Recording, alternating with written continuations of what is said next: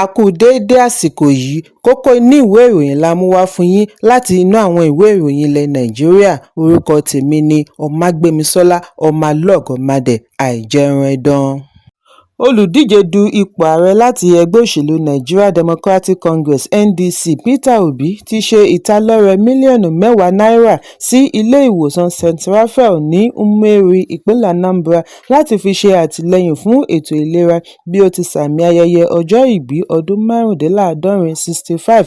Obi ṣàlàyé wípé òun bẹ̀rẹ̀ ayẹyẹ ọjọ́ ìbí pẹ̀lú ìsìn ìdúpẹ́ ní ìlú Onitsha kí ó tó lọ ṣe àbẹ̀wò sí ilé ìwòsàn ìgbèríko ní ìjọba ìbílẹ̀ ìlà oòrùn Anambra.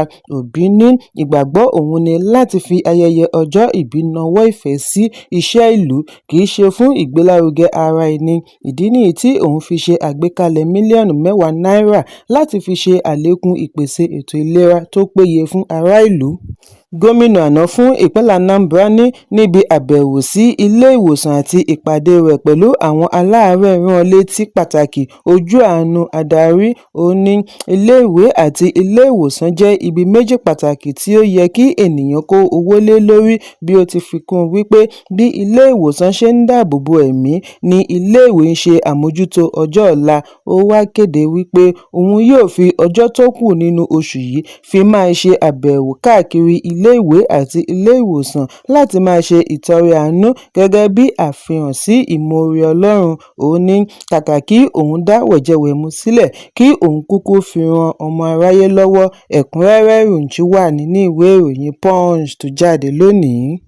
Ọ̀ràngún ti Ìlá ní ìpínlẹ̀ Ọ̀ṣun Ọba Wahab Oyedotun ti sọ lánàá wípé òun kò ní ẹgbẹ́ òṣèlú kankan lọ́kàn láàrin àwọn olùdíje tí wọ́n du ipò níbi ìdìbò gómìnà tó ń bọ̀ lọ́nà ní ìpínlẹ̀.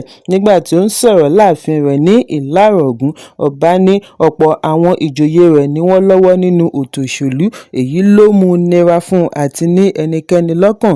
Ọ̀rọ̀ wọ̀nyí wáyé lẹ́yìn àtẹ̀jíṣẹ́ láti ọ̀dọ̀ kọmíṣánná fún ìròyìn ní ìpínlẹ̀ Kọ́lápọ̀ Álímì tí ó ní ikọ̀ aṣojú àwọn olóyè láti Ìlá-Ọ̀ràngún ṣe àbẹ̀wò sí gómìnà Adémọ́lá Adélékè wípé wọ́n ti jẹ́jẹ̀ẹ́ àtìlẹ́yìn gẹ́gẹ́ bí aṣojú ọba Oyedotun fún àtúndìbò gómìnà. Bákan náà ni àtẹ̀jáde yìí ní ikọ̀ yìí yọ ìlú Ìlá kúrò lára ìgbésẹ̀ Sínátọ̀ Olúbíyì Fádèyí tí ó kúrò láti ẹgbẹ́ òṣèlú People's Democratic Party (PDP) bọ́ sí All Progressive Congress (APC). Wọ́n ní ọba Adédọ̀tun àti ìlú Ìlá mọ rírì oríṣiríṣi iṣẹ́ ìdàgbàsókè tí ìṣèjọba Adélékè ń ṣe, pàápàá jùlọ iṣẹ́ ojúnà-dúrà carriageway tó ń lọ lọ́wọ́. Nígbà tí ó ń fèsì sí àtẹ̀jáde yìí ni ọba Oyedotun ní òun kò pàṣẹ kí wọ́n bu ọwọ́ lu olùdíje kankan, ìdàgbàsókè agbègbè rẹ̀ ni ó jẹ òun lógún, òun kò lọ́wọ́ nínú òṣèlú, òun ń bẹ̀bẹ̀ pẹ̀lú àwọn baba ńlá rẹ̀ ní ilẹ̀ Yorùbá. Ọba ní gbogbo àwọn olóṣèlú wọ̀nyí ni wọ́n jẹ́ olóyè láàfin, kò ní fi ṣe ẹgbẹ́ òṣèlú, ìbáà ṣe APC, PDP tàbí Accord, gbogbo rẹ̀ ló jẹ́ tiwọn. Ó ní àwọn olóṣèlú lè máa ṣe iṣẹ́ òṣèlú wọn, ohun tí ó jẹ ọba lógún ni ìdàgbàsókè ìlú. Ẹ̀kúnrẹ́rẹ́ ìròyìn wà nínú ìwé ìròyìn Punch tó jáde lónìí. Agbámọ̀fin ìyáàfin Oyinkanṣọ́lá Bádéjọ Òkúnsànyà tí wọ́n kéde lánàá gẹ́gẹ́ bí ààrẹ aṣẹ̀ṣẹ̀yàn fún ẹgbẹ́ àwọn agbẹjọ́rò ní Nàìjíríà (NBA) lẹ́yìn ìdìbò láti di ààrẹ ìkẹtàlélọ́gbọ̀n ẹgbẹ́ agbẹjọ́rò. Ó ṣèlérí àti ṣe àlékún ìgbáyégbádùn ìṣọ̀kan kí ó sì darí pẹ̀lú ìwà ọmọlúàbí, ìgboyà àti ìjíhìnrere accountability. Àṣeyọrí rẹ̀ túmọ̀ sí wípé obìnrin náà ti gba ipò pàtàkì ní ẹ̀ka ìdájọ́ títí kan ilé-ẹjọ́ tó ga jùlọ, ilé-ẹjọ́ kòtẹ́milọ́rùn, ilé-ìwé òfin Law School, gbogbo ẹ̀ka ẹgbẹ́ NBA àti ẹ̀ka ìpínlẹ̀ Èkó. Ṣùgbọ́n lójú ẹsẹ̀ ni ìbò yìí dá awuyewuye sílẹ̀ bí àwọn olùdíje du ipò ààrẹ méjèèjì tí wọ́n rí ìjákulẹ̀. Agbámọ̀fin Lateef Ọmọyẹmí Àkàngbé àti agbámọ̀fin ààrẹ Olúmúyìwá Akínbọ́rọ̀ ṣe kọ àbájáde èsì ìdìbò lórí ẹ̀sùn wípé ó ní kùdìẹ̀kudiẹ nínú. Ààrẹ ààrẹ NBA tó ń palẹ̀mọ́ ẹrù àgbà amòfin Alpha Osigwe wá pè fún sùúrù bí ó ti rọ àwọn agbẹjọ́rò kí wọ́n gbé ìdìbò tì sí ẹ̀gbẹ́ kan, ṣiṣẹ́ papọ̀ fún ìṣọ̀kan ẹgbẹ́. Ìgbìmọ̀ ètò ìdìbò fún NBA kéde Bádéjọ Òkúnsànyà gẹ́gẹ́ bí olúborí lẹ́yìn tí ó kó ìbò 12,317 láti fi na Àkàngbé tí ó ní ìbò 7,934 nígbà tí Akínbọ́rọ̀ ní ìbò 5,855. Bádéjọ Òkúnsànyà ni obìnrin àkọ́kọ́ tí wọ́n dìbò yàn ní ẹgbẹ́ NBA. Obìnrin kejì tí ó gba ipò ààrẹ Priscilla Kuyẹ̀ tí wọ́n yàn gẹ́gẹ́ bí igbákejì ààrẹ bá olóògbé Clement Akpabio parí sáà rẹ̀ lẹ́yìn tí ìjọba olórí ológun Sani Abacha yàn sí ipò Attorney General of the Federation. Ẹ̀kúnrẹ́rẹ́ ìròyìn wà nínú ìwé ìròyìn The Nation tó jáde lónìí. Iléeṣẹ́ ọlọ́pàá ìlú Àbújá ti fi òṣìṣẹ́ ọlọ́pàá 4 sí àhámọ́ lórí ẹ̀sùn wípé wọ́n lọ́ alága àjọ tó ń gbógun ti ìwà ìbàjẹ́ àti àwọn ẹ̀sùn mìíràn. ICPC àgbà amòfin Dr. Musa Aliu lọ́wọ́ gbà láti gba 53,000 naira ní ọwọ́ rẹ̀ níbi illegal stop and search tí ó wáyé ní ìlú Àbújá. Kọmíṣánná ọlọ́pàá Àbújá Ahmed Sanusi ṣe àfihàn ìṣẹ̀lẹ̀ yìí lónìí níbi ìpàdé pẹ̀lú àwọn akọ̀ròyìn ní ìlú Àbújá. Níbẹ̀ ni ó ti ṣàlàyé wípé àwọn òṣìṣẹ́ ọlọ́pàá wọ̀nyí ti wà ní àhámọ́ bí wọ́n ti ń kojú ìgbìmọ̀ olùbáwí. Kọmíṣánná ní ìwádìí àkọ́kọ́ ṣe àfihàn wípé àwọn wọ̀nyí fi ojúlówó iṣẹ́ wọn sílẹ̀ lọ kóra jọ sí agbègbè Banex ní Wuse, wọ́n sì ṣe àgbékalẹ̀ illegal checkpoint níbi tí wọ́n ti ń lọ́ àwọn onímọ́tò lọ́wọ́ gbà.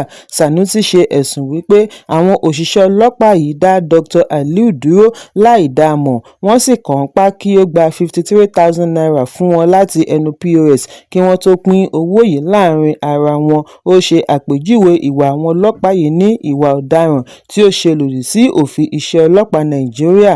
Ó fi kún un wípé wọn yóò fi ojú winá òfin lẹ́yìn tí ìwádìí bá parí. Ẹ̀kúnrẹ́rẹ́ ìròyìn wà nínú ìwé ìròyìn Vanguard tó jáde lónìí. Ìjọba ìpínlẹ̀ Kwara ti pàṣẹ kí wọ́n tètè wó ilé olókè méjì kan tí ó ti di ẹ̀bìtì ní agbègbè Òkèsúnà, ìjọba ìbílẹ̀ Ìlà-Oòrùn Ìlọrin lẹ́yìn tí wọ́n fìdí rẹ̀ múlẹ̀ wípé ó ti léwu láti máa gbé. Ìjọba nípasẹ̀ Kwara State Environmental Protection Agency (KWEPA) gbé òǹdè lé ilé yìí lẹ́yìn tí wọ́n kéde wípé kò ṣeé gbé, ó léwu fún ẹ̀mí àti dúkìá. Gẹ́gẹ́ bí àtẹ̀jáde òní láti ọ̀dọ̀ akọ̀wé àjọ KWEPA Aliu Amode, wọ́n ní níbi àbẹ̀wò ní àgbàlagbà ará ìlú kan ti sọ fún wọn wípé gbogbo ìgbà ni àwọn ti fi tó ẹni ní ilé yìí létí ewu tí ó wà nídìí ilé yìí ṣùgbọ́n tí kò gbọ́. Nígbà tí ó ń fèsì, olùdarí àjọ KWEPA Jídé Àìná ṣe àpèjúwe ilé yìí ní ìpèníjà sí ààbò ará ìlú bí ó ti pàṣẹ kí ẹni ní ilé bẹ̀rẹ̀ sí wó ilé rẹ̀ ní kíákíá. Ó ṣe ìkìlọ̀ wípé ìjọba yóò dá sí bí onílé bá kọ̀ àti tẹ̀lé àṣẹ nítorí ìjọba ní àfojúsùn láti dáàbò bo ẹ̀mí àti dúkìá. Ẹ̀kúnrẹ́rẹ́ ìròyìn wà nínú ìwé ìròyìn Punch tó jáde lónìí.